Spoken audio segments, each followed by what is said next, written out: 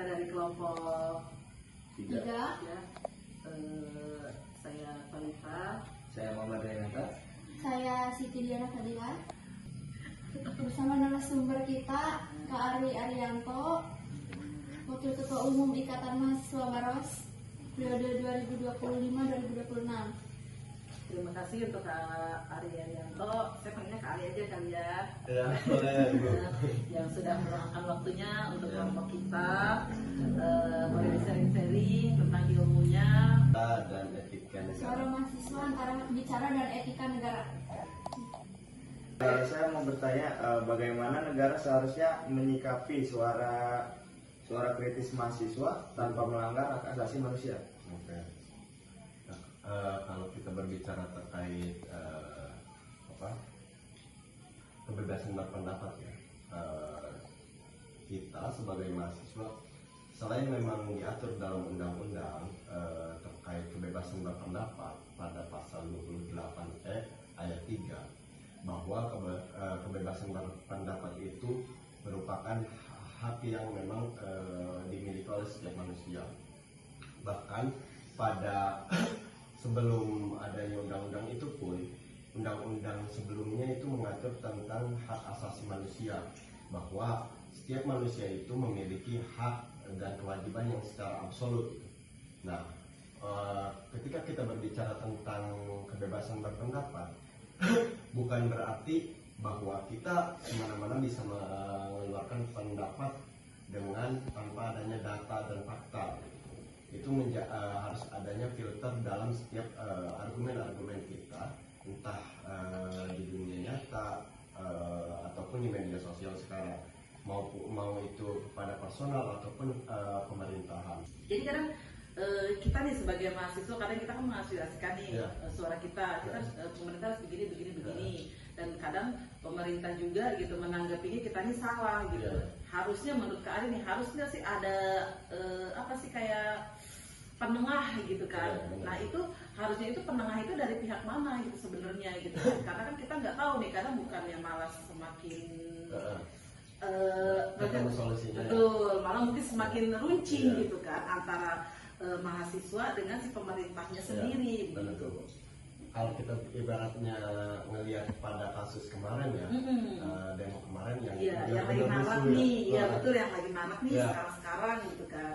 Karena menurut saya, kenapa aksi-aksi tersebut mahasiswa ini selalu dihadapkan dengan aparat-aparat polisian. Betul. Kenapa ibaratnya? Padahal kalau misalkan pemerintah ibaratnya mau menghadapi secara baik-baik, gitu, mereka datang saja mungkin tidak ada yang namanya kekacauan tersebut kan. Artinya mahasiswa ini kan hanya ingin didengar, hanya ingin didatangi. Kalau udah ditangani kan mereka nggak ngapa-ngapain juga kan. Nah ini kan pemerintah malah menghadapkannya mahasiswa ini selalu pada pihak-pihak polisian. Padahal kan harus kepolisian juga kan, menurut saya sudah jauh arah kebijakannya nih. Harusnya kan mereka ini mengayomi masyarakat ya. Mereka itu harusnya menjaga masyarakat, bukan melindungi pemerintah. Harusnya mereka ini mengawal bagaimana aspirasi mahasiswa ini tersampaikan kepada pemerintah. Jadi tameng pemerintah. Bukan malah menjadi ibaratnya batasan antara mahasiswa dengan pemerintah. Harusnya mereka yang memberikan ruang, memberikan jalan untuk ibaratnya di mana aspirasi tersebut bisa disampaikan kepada pemerintah itu sendiri. Jadi seolah-olah kesannya kita kayak seperti mahasiswa ini kita kriminal ya Kak ya. Kurang lebih seperti itu menanggapinya ya, gitu kan. Dalam konteks negara demokrasi, sejauh mana kritik mahasiswa terhadap kebijakan pemerintah dapat dibenarkan secara etis? Oke. Kalau misalkan kita lihat dulu tujuannya. Apakah ibaratnya tujuannya itu memang untuk kesejahteraan umum, atau mungkin ibaratnya tujuannya untuk kepentingan pribadi. Kita lihat dulu arahnya kemana. Kalau secara etis kan kritik adalah bentuk ungkapan yang sehat gitu kan, bahwa ibaratnya itu bentuk suatu penolakan dalam diri kita bahwa adanya ketidakbenaran gitu. Kalau misalkan kritik-kritik itu didasarkan pada kepentingan pribadi, itu yang salah. Tetapi kalau misalkan kita lihat kritik itu arahnya untuk kesejahteraan bersama, itu sah-sah aja. Karena memang sudah ada aturannya bahwa kebebasan berpendapat itu diatur dalam undang-undang. Sudah undang-undangnya gitu. Bagaimana batasan antara kebebasan berpendapat mahasiswa dengan kewajiban menjaga etika dan ketertiban negara? Gimana?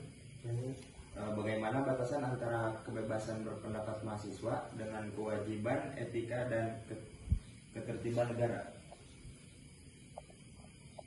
Sebenarnya apa ya? Bukan lebih ke batasan sih ya. Karena mungkin apalagi kita sebagai mahasiswa, kita tahu caranya beretika bernegara yang baik itu kita paham gitu kan, dan kita juga paham bagaimana ibaratnya berpendapat yang baik itu bagaimana. Nah kadang pemerintah ini nih yang selalu menanggapi yang salah terus gitu. Padahal apa yang kita suarakan itu bentuk dari kebijakan-kebijakan yang mereka keluarkan. Kalau misalkan mungkin kalau saya sebagai warga negara tidak punya etika bernegara, mungkin saya akan ibaratnya tidak mengakui bahwa saya ini warga negara Indonesia, karena saya tidak merasakan ibaratnya kebijakan-kebijakan yang baik dilakukan oleh pemerintah ini sendiri untuk saat sekarang ya. Bahkan ibaratnya banyak kejadian-kejadian sekarang, isu-isu yang sekarang yang mungkin ibaratnya marak di masyarakat yang dilakukan oleh kebijakan-kebijakan pemerintah itu merusak eksistensi dari pemerintah itu sendiri. Mereka sendiri yang ibaratnya merusak etika bernegara itu sendiri. Tapi kalau misalkan mahasiswa, kita itu kan menyuarakan apa yang ibaratnya menjadi keresahan kita terhadap kebijakan-kebijakan yang dilakukan oleh pemerintah. Kalau berbicara tentang etika bernegara, kita jelas beretika negara, karena kita selalu ibaratnya berpendapat, melakukan kritik di dalam ruang publik gitu kan. Dan itu sah-sah aja dilakukan.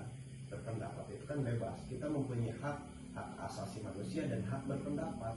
Dengan etika bernegara menurut saya bukan menjadi batasan, tapi itu adalah menjadi suatu kewajiban yang harusnya tidak ada disadari oleh manusia itu sendiri. Ya, Kak. Bagaimana peran perguruan tinggi dalam menanamkan etika berpendapat kepada mahasiswa sebagai warga negara? Simpel aja sih ya, kalau misalkan mungkin kita merasakan saat kita ibaratnya di kelas gitu kan, bagaimana cara berpendapat, cara mengeluarkan pendapat itu ada etikanya. Itu kan yang menjadi dasar kita dalam ibaratnya dasar dari perguruan tinggi untuk mengajarkan kita bagaimana cara yang baik dalam melakukan pendapat. Apa tanggung jawab moral mahasiswa ketika menggunakan media sosial sebagai sarana menyuarakan pendapat politik? Oke. Karena ibaratnya media sosial itu berbeda ya dengan ruang publik. Media sosial itu jangkauannya lebih luas. Banyak orang-orang yang ibaratnya bisa mengaksesnya. Kita ibaratnya kalau misalkan berpendapat di media sosial, kita harus ibaratnya tahu batasan dan kita harus berbicara sesuai fakta dan data. Jangan kita menyebarkan hoax yang tidak benar-benar terjadi adanya. Artinya dalam mengeluarkan pendapat di media sosial harus dibarengi dengan data dan fakta. Kalau misalkan tidak adanya data dan fakta, itu akan masuknya kepada hoax itu sendiri kan. Tadi itu ada nantinya ada unsur ujaran kebencian gitu kan. Kita harus bertanggung jawab dengan apa yang kita ucapkan di media sosial, karena cakupannya media sosial itu kan luas gitu kan. Tidak seperti ruang publik yang ibaratnya hanya terbatas pada lingkungan tertentu. Artinya saat kita mengeluarkan pendapat, apapun yang kita keluarkan itu harus ada fakta dan data yang ibaratnya memperkuat isi dari pendapat kita itu sendiri. Itu kan kita sendiri harus bisa menilai bahwa ternyata kita harus lebih pintar dalam mengeluarkan pendapat kita di media sosial, karena banyak sekali pasal-pasal karet sekarang. Undang-undang ITE kan bisa disebut pasal-pasal karet, karena cakupannya itu untuk menjadi batasan-batasan kita untuk berpendapat. Jadi kita dalam berpendapat di media sosial harus lebih menyaringnya, harus lebih memperhalus, dan ibaratnya kita harus tahu substansinya kemana nih. Jangan sampai saat kita ibaratnya dihadapkan dengan pertanyaan ataupun tuduhan-tuduhan dari pemerintah, kita bisa menyangkal bahwa kita mengeluarkan pendapat dengan sesuai adanya fakta dan data. Artinya bisa kita lihat sekarang, jangankan di media sosial berpendapat, buku saja sekarang sudah menjadi ancaman bagi pemerintah. Artinya semakin pintar rakyat, pemerintah bergejolak, mereka tidak mau ibaratnya bahwa rakyat ini menjadi lebih pintar. Berarti tugas kita, PR kita bagaimana kita menjadi agen perubahan ke depannya. Bagaimana Indonesia Emas 2045 bisa kita capai dengan generasi kita. Ini mungkin saja kali untuk perbincangan malam ini. Terima kasih untuk sharingnya, terima kasih untuk ilmunya dan waktunya. Sudah menyempatkan untuk kelompok kita bisa berbincang-bincang ya. Kurang lebihnya dari kita mohon maaf. Sudah cukup? Cukup. Saya juga minta maaf kalau misalkan memang apa yang saya sampaikan mungkin masih di dalam batas kemampuan saya. Sama-sama hari. Terima kasih. Assalamualaikum.